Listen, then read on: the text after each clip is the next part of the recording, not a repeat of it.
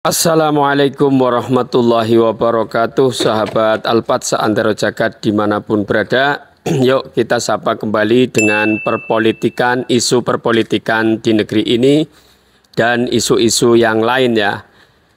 Di negeri ini sepertinya masih didominasi perpolitikannya dengan isinya adalah keluarga Jokowi. Bagaimana tentang ijazah palsu, bagaimana tentang pemakzulan Gibran, bagaimana tentang 4 pulau Aceh yang ingin dikelola oleh Medan. Semuanya mayoritas dominan isu perpolitikan di negeri ini bahasanya adalah keluarga Jokowi. Bagaimana yang di Medan ada menantunya Bobi Nasution. Tentang pemakzulan wakil presiden, di situ ada anak Jokowi, Gibran Rakabuming Raka. Kemudian dengan ijazah palsu yang dituduhkan kepada Pak Jokowi, itu menyangkut pada pribadinya Pak Jokowi.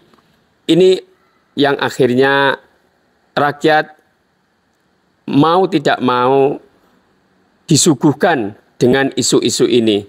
Tentunya pro kontra itu sudah biasa, akan tetapi kita sangat unik ya. Di negeri ini yang negaranya luas, kemudian masyarakatnya hampir 300 juta penduduk, didominasi oleh satu keluarga, yaitu Pak Jokowi. Apakah itu organik atau anorganik? Ya, kita tidak tahu, semuanya hanya cuman amatan-amatan, perkiraan-perkiraan. Yang jelas, realitas sudah berbicara bahwa dominasi perpolitikan di negeri ini didominasi dengan isu-isu tentang keluarga Jokowi. Apa penyebabnya? Kalian boleh berkomentar. Kemudian apa tujuannya? Ya monggo berkomentar. Yang jelas kita sepertinya harus tetap menjaga persatuan dan kesatuan.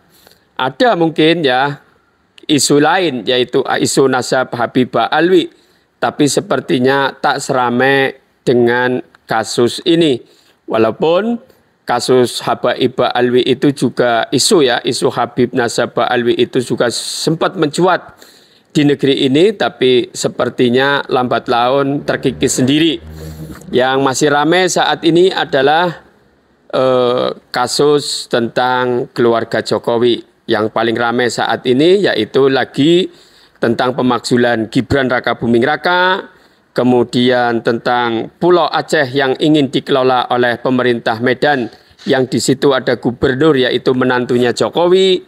Kemudian kasus Jokowi itu sendiri, Rizmon Sianipar, kemudian Roy Suryo dan kawan-kawan terus mengupayakan tentang tuduhan mereka ya, bahwa ada kejanggalan baik di ijazah, di skripsi, di KKN dan lain sebagainya. Dan yang terbaru adalah Rizmon Sianipar mendatangi Pak Kasmujo yang saat itu sempat viral. Pak Kasmujo tidak mau didatengin, kemudian sempat divideo oleh timnya Rizmon. Akhirnya ini akan menambah isu baru, akan menambah obrolan baru, yang mana Rizmon Sianipar dan kawan-kawan Roy Suryo itu menjadikan ini bahan bahwa memang Pak Kasmujo itu bukan dosen pembimbing, kemudian bukan dosen pembimbing skripsi, kemudian di situ tapi ada pengambilan video. Apakah itu pengambilan videonya itu nanti dianggap tidak seizin oleh Pak Kasmujo karena Pak Kasmujonya tidak mau didatengin, artinya tidak mau menerima kedatangan Rizmon Sianipar dan kawan-kawan ya. Ini terus akan membuat perbincangan netizen, kemudian perbincangan sosial media di sekitar kita. Tentunya sekali lagi pro kontra pasti ada, masing-masing punya argumen untuk membenarkan pendapatnya masing-masing, tapi yang jelas apakah ini akan nanti hilang dengan sendirinya? Karena saat ini Pak Prabowo tidak membuat kebijakan yang tegas tentang permasalahan-permasalahan ini. Tapi semuanya kita berharap bahwa apapun yang terjadi di negeri ini Asal jangan sampai kita itu terpecah ya.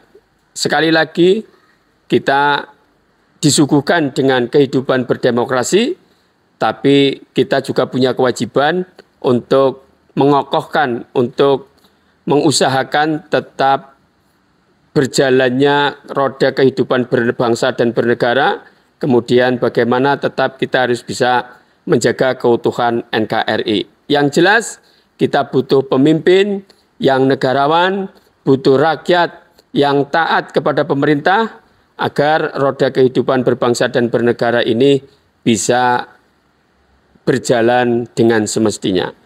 Begitu ya, sahabat Alpat Santoro Jagat dimanapun berada, monggo berkomentar. Saya belajar untuk menenangkan diri, walaupun saya juga punya pendapat, saya tetap lebih utama bagaimana mengupayakan kokohnya negeri ini, kita dengan cara masing-masing.